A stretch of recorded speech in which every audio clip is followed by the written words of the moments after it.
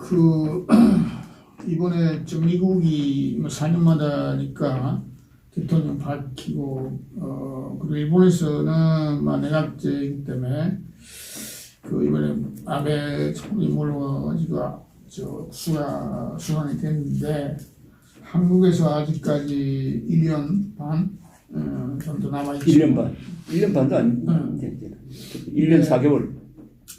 근데 문 정부에 여러 가지 문제가 있고 국민들도 불만이 많은데 그렇다면 그 다음 어떻게 될까 하는 건데요. 근데 제가 안에 개인적인 견해인데 그 소위 그 민주화 시대부터 지금까지 역대 대통령 보면 정권을 보면은 둘이 그러니까 5년마다니까 둘이 10년 좌우라고 교체해 온 거예요. 그렇죠. 10년마다 10년 주기설이 있죠. 저는 10년 주기설 아마 처음 내가 한 사람인데, 근데 이번에 문 정부 다음에 또 5년 저희 진보 좌파 정부가 되는 게 어느 순리이기도 하는 거잖아요. 주기설로 하면은. 근데 그걸 이게 역전시키는 게 어떻게 보면 좀 그렇게 쉬운 건 아닌 것 같은데. 쉽지 않죠. 그래서 특히야 야당, 야권, 보수 세력이 그 10년 주기설을 찢을 만한 역량이 있는 건지요. 그걸 좀 조합지한테 물어보고 싶은 거예요. 지금 상황을 보면은 지지율이 그렇게 요새 많이 문 정부가 떨어지고 또 유석열 검찰총장 아주 요새 억압을 받고 있기 때문에 정권에 그분을 이렇게 지지하는 마치 다음 대통령 후보로 좋은 사람이다 식으로 그런 거는 없다. 일시적인 거죠. 일단은 보기에는. 근데 다음 보수 정권의 가능성이 어느 정도 있는지요. 저는 2022년에 대통령이 잠깐만요. 근데 그걸 생각하기 위해서는 적어도 그동안에 보수 세력이 할까요? 소위 선거에 있어서 사연했다고 그랬잖아요. 그동안에 각종 선거에 있어서 그걸 보통 일이 아니잖아요. 4번이나 이게 지금 여당이 되는 사람이 이겼다는 거죠. 그걸 회복하기 위해서는 아주 어려운 것 같기도 하는데요. 어때요? 우선 한국의 보수라고 하는 사람들이 줄어들었어요. 내가 보수라고 하는 사람이 한때는 40%였거든. 지금은 내가 보수라고 하는 사람이 24%밖에 안 돼요. 그리고 내가 보수라고 하는 사람들도 줄어들고 또 분열이 되버리더라. 어떻게 분열되느냐. 박근혜 탄핵에 찬성했던 사람과 반대했던 사람으로 분열돼 있어요. 그 다음에 중도가 커졌는데 중도가 33%, 내가 진보라는 사람이 26%. 그래서 이 보수가 정권을 다시 찾아오려면 반드시 중도가 손을 잡아야 됩니다. 그 다음에 지역별로는 이 정권은 지금 문재인 정권은 전라도 그리고 좌파 연합 정권입니다. 전라도 좌파 연합 정권. 그 다음에 이 계층별로 보면은 30, 40대 특히 40대가 아주 골수 지지층입니다. 40대가 강해요. 문의 지지. 30, 40 특히 40. 그 다음에 놀라지 마십시오. 이 좌파 정권인데도 불구하고 화이트 칼라들이 또 지지 세력입니다. 화이트 칼라. 사무실 근무자. 그러니까 호남 30, 40대 화이트 칼라. 반대로 생활 수준이 낮을수록 문재인을 싫어해요. 한국에서는. 그러니까 어떻게 보면은 이게 좌파 정권이 아니에요. 좌파 정권이. 이런 상황인데 지난 4번에 걸쳐서 증거는 2016년에 총선에 졌다는 첫 증거는 당시에 박근혜 세력과 박근혜 말하면 이건 분열로 증거거든요. 이 여당 당시 새누리당의 분열, 특히 공정과정성의 분열. 그 다음에 2017년에 41%로 문재인이 당선되는 걸 허용한 거는 당시에 안철수, 홍준표가 단일 후보를 하지 못한 때문입니다. 단일 후보를 했었어요. 그 전략적 실패. 2018년에 진 거는 이건 전적으로 트럼프 때문입니다. 트럼프와 김정일 회담, 김정은 회담. 그 다음에 이번은 코로나 사태가 결정적이었다. 이 외부 요인이 큽니다. 그런데 앞으로 선거는 결국 이렇게 될 것 같아. 문재인 부패 청산이 가장 큰 선거 이슈가 될 겁니다. 문재인이가 저질러 놓은 4년 동안의 이 헌법 파괴 행위, 국가 파괴지, 국가 파괴 행위, 그리고 대북 굴종 정책, 이걸 총결산한다 해가지고 결국 문재인이 인기가 있으면은 재집권이 될 거고, 문재인 인기가 20%대로 떨어져 버리면은 힘들지 않을까. 그리고 문재인에 대한 심판이 될 겁니다. 문재인에 대한.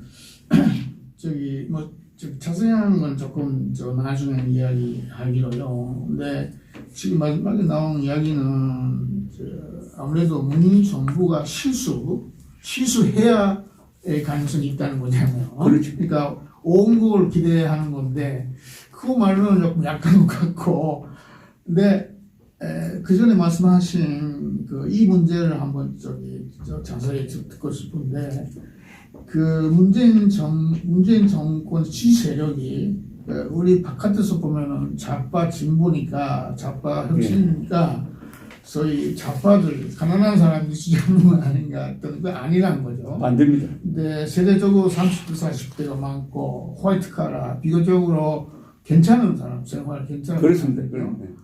네, 저도 작년에 조국 사태 때 강화문하고 강남에서 양치 다 이제 장관 집회 대규모 데모했잖아요. 그때 조국을 지지하는 저에 가봤더니 집회하는 사람들이 바로 30대, 40대. 그렇죠. 옷도 잘 입고. 잘 입고. 근데 잘 생겼다고 아주 괜찮은 사람들이, 여유 있는 사람들이었어요. 근데 그것이 어떻게 보면은 흔히 여기서 나오는 이야기인데, 소위 이 주류의 편화가 있는 건 한국 사회에. 근데 그동안에 선거 사형당한 것도 보수 세력이 그걸 잘못 본 거 아니냐. 주류가 그래서 오히려 뭐랄까요, 그동안에 원래 여유 있는 사람들이 보수 지지하는 것 같이 생각했는데 아니라는 거잖아요. 그래서 주류가 바뀌었다. 여러 의미에서. 근데 우리가의 관심사인 역사관에 있어서도, 과거사에 관한 문제도 그동안의 보수의 이제 영역이었던 부분이 반드시 주류가 아니었다. 그 주류 바뀌었다. 그걸 동의하시는 거죠? 동의하죠. 그런데 주류가 바뀌어서 아까 보수가 이렇게 줄어들었으니까 그게 주류가 바뀐 건데, 그러니까 중도 좌파로 중도 좌파로 갑니다. 중도 좌파로 가는데 우선 이런 벨럽에 아주 재밌는 통계가 있는데요. 생활 수준이 하류층은 문재인 지지가 가장 낮아요.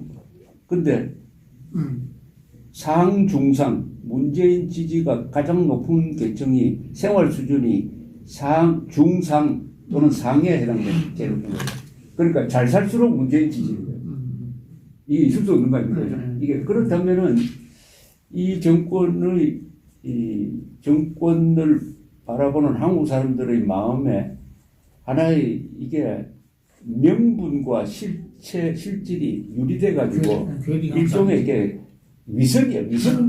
위선적 구조라고 봅니다. 그러니까 문재인이가 공정하게 하겠다는 것도 위선이고, 한국 사람들이 문재인을 지지하는 그 마음도 위선이고, 결국은 그러다 보니까 문재인 정책으로 가장 덕을 보는 게 부자들이라고. 아니, 그건 분명히 통계가 나옵니다. 지금 고소득층은 더 고소득이 되고, 저소득층은 더 저소득층이 되는 거예요. 지금 블루칼라 가장 큰 타격을 받는 게 블루칼라입니다. 블루칼라. 그러니까 노동 화이트 칼라는 문재인 지지가 높지만 블루칼라는 문재인 지지가 낮아. 그러니까 그럼 이게 뭐냐? 이걸 아주 설명하는 무슨 말이 하나 있어야 되겠는데 하여튼 위선적 구조고 이게 결국은 이 문재인 정권이 좌파적 정책을 쓰는 것 같지만은 덕은 부자들이 보고 있으니까 그런 점에서 이 정권 자체가 위선일 뿐만 아니라 그런 점에서 이게 이 정권이 진보가 아니라 퇴보 또는 수구 세력이지 사실은 역사적으로 보면은. 네. 다만 문재인 정부가 해온 걸 중에서 저희 세금이랄까 예산을 많이 뿌렸잖아요. 무조건 저 세금 수고해서 예산 수고해서 돈을 뿌렸잖아요. 그러니까 일자리 창출하는 것도 하여튼 쉬운 부분 거의 저 아르바이트 비슷한 사람을 많이 늘어가지고 그래서 돈 줬다. 이 가난한 사람이 노인들을 그러니까 여러분 이 의료 문제에서 많이 혜택이 있었다고 들었는데 하여튼 복지를 중요해서 약자를 보호해야 한다는 뜻에서는 일단 지지를 받고 있는 건 사실이 아니나. 그러니까 이 퍼센트는 모르지만은 그 플러스 아까 말씀하신 것처럼 화이트 칼라 충도 좌파 쪽으로 잘 사는 사람 이거 플러스 됐기 때문에 지지율이 높았던 거죠. 그러니까 근데 이번에 소위 윤석열 사태로 여론조사에 있어서 중도가 좀 빠지고 있다. 정권에서. 그래서 중도가 아까 중요하다고 하셨는데 그것이 그동안에 문재인에 붙어 있었지만은 앞으로 많이 빠지게 되는 거 아니냐 저는. 이게 코로나 사태가 이 문재인 정권을 아주 유리하게 만든 것 중에 하나가 문재인 정권의 경제 실정을 덮어준 거예요. 그리고 문재인 정권이 돈을 많이 쓰는 거 이게 코로나 지원금을 준다는 건 사실은 이게 선거에 임박해서 주는 거는 이게 선거 자금입니다. 그렇죠. 매표 행위예요. 매표. 4월 총선처럼 많이 뿌렸지. 일종의 매표 행위인데 그게 다 설명이 되잖아요. 그죠? 코로나 대책이다 해버리니까 거기 반대하는 사람이 없는 거라. 그야말로 코로나가 정말 기가 막힌 이 정권에는 행운을 가져다 줬고 그게 2022년에도 그런 효과가 있겠느냐 하는 문제인데 그리고 또 하나는 이게 코로나에 대한 대응이 각국별로 보면은 세계에서 그래도 코로나 대응을 제일 잘하는 나라가 중국 아닙니까? 중국, 대만, 한국, 독일 아니 그다음에 일본 역시 일본이죠. 일본 요 네 나라인데 제일 잘못하는 나라는 미국, 인도, 유럽 여러 나라 그다음에 브라질 이렇게 돼버리니까 경제도 지금 아시아에 있는 요 동아시아 유교 문화권 네 나라가 제일 지금 잘 버티고 있잖아요. 그러니까 이 점도 문재인에게 굉장히 유리한 점이에요. 그러면은 2022년 대선에는 경제 위기 속에서 치러지지는 않을 거예요. 그렇다면은 한국 사람들이 흥분하는 것 도덕성 문제, 도덕성 문제로 승부를 봐야 될 겁니다. 소위 도덕성 문제가 할 때에요. 벌써 정권의 어떤 핵심 부분에 어떤 의혹이 많이 일어나고 있는 거잖아요. 그것이 검찰 문제가 연결되어 있는데, 울산 지장선거 개입 문제라든가, 또 무슨, 저희 팬드 사기 사건을 그렇잖아요. 근데, 도덕성 문제 타격이 아마 앞으로 많이 나오게 되리라고 믿고, 생각하는데, 근데 그것도 하나의 보수 세력 입장에서는 상대방 실수죠. 산만 실수인데 지금 야당인 국민의힘인가요? 그 대표로 되어 있는 김종인 씨의 이야기 옛날 책을 봤는데 그에 의하면 소위 상대방 빗방이라든가 옹골 노리지 말고 대안으로 제재를 안 하면 이길 수 없다라고 하는데 지금 여권을 주도하고 있는 국민의힘이나 야당의 김종인 대표가 약간 색다른 주장을 하시잖아요. 네, 그에 대해서 약간 보수층에서 또 반대 비난도 있고, 그러니까 특히야 보수의 뭐랄까요 핵심적인 이념 망각한 거 아니냐 하는 분도 있고, 네, 지금 야당을 대표하는 분의 어떤 보수 야권의 직격이 보수 안 돼 있는 거잖아요. 네, 김종인 씨의 역할 저는 크다고 생각하는데 그분에 대해서 어떻게 생각하세요? 그분이 일단 중도파. 무슨 김종인이라는 그 사람이 그 자리에 있는 거는 미스캐스팅이에요. 미스캐스팅이고 나이가 80이고 과거에 권력형 부패로 구속됐던 사람이고 그다음에 그 이념이 좌파적 이념 경제민주화라는 게 기본적으로 좌파 이념이거든. 그다음에 2016년에는 문재인을 대통령으로 만드는 일에서 큰 공을 세운 거 아닙니까? 민주당 선거대책위원회, 민주당 대표로 새누리당을 꺾는 그 역할을 했던 사람이 지금 와가지고 문재인을 타도하겠다 하면은 이거는 뭐 정치적 나는 허무주의라고 봅니다. 그리고 그동안에 했던 정책이 몇 가지인데 하나는 탈보수를 한다. 탈이념을 한다. 그 다음에 호남에 가서 뭐 무릎 꿇고 사과하고 하는 두 가지. 그 다음에 당명을 바꾼 거.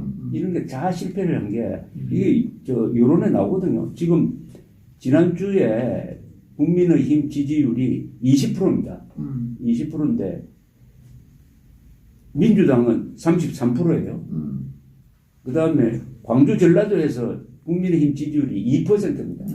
그렇게 해도 2%가 돼요. 그 다음에 대구, 경북, 부산, 울산, 경남에서는 상당히 떨어졌어요. 오히려. 떨어졌어요. 부산, 울산, 경남에서는 오히려 더불어민주당이 32, 국민의힘이 23%입니다. 그래서 이미 지지율을 올리는데 실패를 했어요. 그리고 비상대책위원장이라는 것은 한두 달 하고 끝내야지. 이게 내년 서울시장 선거까지 한다는 거는 본인은 야심이 있다는 거지. 본인이 뭐 대통령 후보가 되겠다든지 하는 야심이 이렇게 또 너무 노쇠해가지고 그러니까 보수가 싫어하는 이미지를 다 가진 사람이에요. 그 사람이. 그걸 바꿔야 됩니다. 네. 다만 아마 김종인 씨를 비상대책위원장으로 모신 것도 그렇고 하는데 일단은 조합재 씨가 아까 말씀하신 것처럼 중도를 잡아야 되겠다는 거잖아요. 일단 집권하기 위해서는. 그리고 지금 문재인 정권 지지하는 부분이 30대, 40대다, 30, 40대다. 중도. 그걸 끌어들이기 위해서는 소위 경제민주화 같은 김종인 씨의 어떤 탈포스가 필요하다. 그런 어떤 판단을 한 거죠. 지금 당이. 그런데 경제는 이미 이 집권 세력이 완전히 좌파 정책으로 좌파 포퓰리즘적으로 쫙 가버렸잖아요. 가버린 상태에서 경제 민주화라고 해봤자 이미 다 글로 가버렸는데 표얻을 데가 없어요. 오히려 복지 정책으로 확 가버린 걸 비판을 해야 그게 표가 되는 거지. 경제 민주화로서 표 얻는다는 건 아무것도 안 되고 지금 중도 정책을 쓰려면은 이게 첫째 한국 보수의 노인화 노인화 이거 바꿔야 됩니다. 고령화를 바꿔야 됩니다. 고령화를 바꾸고 그 다음에 이 스타일의 문제예요. 스타일. 그러니까 정치라는 게 이 겉으로 드러난 이 확실한 생각을 뚜렷한 가지고 있는 그것을 기반으로 해가지고 행동은 참 유연해야 되거든요. 유연하려면은 오히려 이 기본 철학은 분명해야 된다고 보죠. 그래서 한국의 반공 자유민주주의 노선에 대한 확실한 개념을 설정을 하고 그 다음에 이렇게 유연하게 젊은 사람도 가고 뭐 이렇게 해야 되는데 이 기준을 안 돼. 기준을 뽑아버려요. 보수의 기준이라는 게 뭡니까? 우리가 세계적으로 자랑할 만한 이승만, 박정희, 민주화 그리고 경제 건설 여기 주인공들 이승만, 박정희, 이건희 이런 사람들 노태우, 전두환도 포함시켜야죠. 전두환, 노태우 이런 문명 건설 세력 우리가 문명 건설 세력이다 하는 자부심 역사관 이걸 분명히 한 다음에 그렇다고 옛날처럼 뭐 방공 앞세우고 뭐 이렇게 하면 안 되잖아요. 그냥 얼마든지 그게 좋은 옷을 입을 수 있고 할 수가 있는데 이 김종인 씨는 이 기본을 무시하잖아요. 기본을. 그러니까 당명도 국민의 힘이라고 이게 당명이 굉장히 중요합니다. 이 이름이 정체성 아닙니까? 자유한국당 제일 좋잖아요. 그걸 황교안이가 들어와가지고 미래통합당으로 개악을 했지. 이것 때문에 난 열성 날라갔다 오고 해요. 아무 의미가 없는 거기서 한 걸음 더 나가서 국민의힘 이거는 요새 국민의 힘이라고 그러잖아요. 이거는 좌파 정당 이름이었고 좌파 단체 이름이었습니다. 국민의힘이란 좌파 단체가 있었다고. 정청래인가 하는 시민운동 그러니까 그 좌파 단체였다니까. 좌파 단체. 그걸 그냥 이거는요 정신이 영혼이 없는 이념도 없고 영혼이 없는 오히려 영혼을 빼려고 하는 거니까 하루속히 김종인을 밀어내고 이 국민의힘 안에서 권력 의지가 강한 사람이 다음 대통령 후보에 도전한다는 걸 명백히 하고 나와야 된다. 안 그래 되면은 윤석열이가 좀 뛰어나오면은 윤석열이가 어떤 정치 세력화 할 때 국민의힘이 그쪽으로 딸려갈 거라고. 자기들 앞으로는 대통령 후보가 안 나오면은 그 정당이 힘을 못 써요. 그러니까 국민의힘은 이 주체성의 문제입니다. 자주성, 주체성이 무너진 정당입니다. 조금 또 먼저 나왔어야 하는 일이 조금 늦게 이야기하는데요. 아까 문재인 정부의 여러 가지 문제점 지적해 왔는데요. 지금 보수측에서 나온 이야기가 이대로 문 정부가 이대로라면은요. 아까 막 거짓말만 했다 아니면 앞뒤 안 맞는 이야기 한다 소리 내로남불이라든가 여러 비판이 많잖아요. 그 결과 문재인 대통령도 본인은 아무렇지 않은 보통 퇴임 후에 편한 보통 사람으로 지내고 싶다고 이렇게 해 오셨는데 이대로라면 문재인 대통령도 그 퇴임 후에 조금 편하지 않을 텐데라는 이야기가 나오잖아요. 그거 어떻게 생각하세요? 절대로 평화롭게 살 수가 없지. 그건 제가 이 경우는 절대로라는 말을 붙이겠습니다. 그게 어떤지, 그게 뭐 형사처벌 받는 경우도 있고, 감옥에 가는 방법도 있고, 사회적으로 완전히 매장되는 경우도 있는데, 우선 지금 이명박, 박근혜 두 사람이 감옥에 가 있잖아요. 그 형량이나 수사 방식 모든 걸 하면 이건 정치 보복이거든요. 완전히 덮어 씌운 거거든요. 그리고 국정원장, 그러니까 지금 감옥에 가 있는 사람을 가만히 보면은 김정은과 싸웠던 사람입니다. 김정은과 싸웠던 두 대통령, 국정원장, 국방장관, 그리고 국정원의 간부들.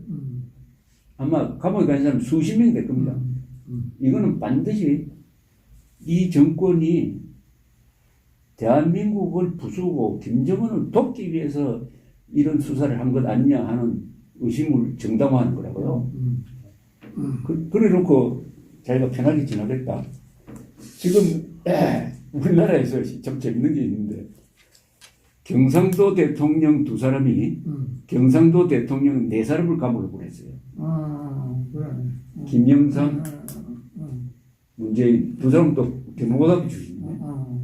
감옥에 간 사람이 전두환, 노태우, 이명박, 박근혜. 경상도 대통령이 감옥에 보냈습니다.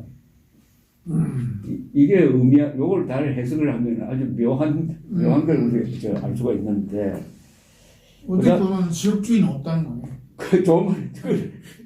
좋게 말하자면. 좋게 말하면 그렇고 전라도 대통령 한 사람밖에 안 나왔으니까. 그 다음에 이 문재인. 네, 그래서요. 근데 막 편하지 않을 것이다라고 하면은 지금 문재인 대통령 입장에서는 그렇게 당하지 않도록 어떻게든 간에 그런 준비를 해야 되겠다. 그러니까 정권을 보수에 넘기면 안 되고 또 하나 같은 지금 정권의 연장이라도 자기가 그렇게 피해를 이렇게 당하지 않게 해주는 사람이야 그렇죠. 오케이라는 거예요. 그래서 열심히 어떤 구상을 하고 있는 것 같은데 어떤 구상인 것 같아요? 거기에는 지금 10년 주기로 할 때 다음 연장이다라고 할 때요. 그러니까 보수가 되는 거 아니라 자기도 연장 속에서 다음에 누가 나간다 할 때는 지금 1년 4개월밖에 안 남았기 때문에 지금 우리가 기억 못하는 사람을 만들어내는 것은 불가능하다고 봅니다. 이미 우리가 아는 사람이 대통령 후보로 나와야지. 그렇다면 지금 여론조사에서 조사를 보니까 윤석열 1등, 2등이 이재명, 3등이 이낙연 씨가 좀 떨어지더라고요. 이낙연. 그 다음은 다 고만고만해요. 그죠? 1%에서 뭐 5% 사이 왔다 갔다 한다고. 그러면은 이 사람 중에서 문재인이가 선택할 수 있는 사람이 있겠느냐? 친문 세력이 선택할 수 있는 사람이 있겠느냐? 가장 근접한 사람은 아마 이낙연 씨일 거예요. 2년 동안 호흡을 맞췄고 또 뭐 여러 가지 또 호남이라는 배경도 있고 해가지고 근데 이낙연 씨는 요새 지지율이 많이 떨어지고 있고 이낙연 씨가 대통령 됐을 때 이거 호남 출신이니까 호남제 비호남 구도로 갈 가능성이 있어요. 그러니까 이낙연 씨가 호남이면은 경상도 쪽에서는 충청도 후보로 몰릴 거라고. 근데 우리나라에서 지금 충청도 대통령 후보가 한 번도 안 나왔습니다. 충청도 후보는 한 분쯤 나와야 될 시점이라 여기에 딱 맞는 사람이 이게 윤석열이에요. 윤석열. 그래서 지금 앞으로 가장 큰 고민은 문재인 쪽에서는 후계자감이 싹 마음에 드는 사람이 없다는 거예요. 이렇게 되면 여기서 이제 분열이 시작되거든요. 분열이 시작될 수가 있지. 많은 소지가 있고. 그 다음에 문재인 지지율이 예컨대 30% 정도는 감당을 할 수가 있는데 20% 나중에 노무현처럼 10%대로 떨어지면은 문재인이 부담돼 버립니다.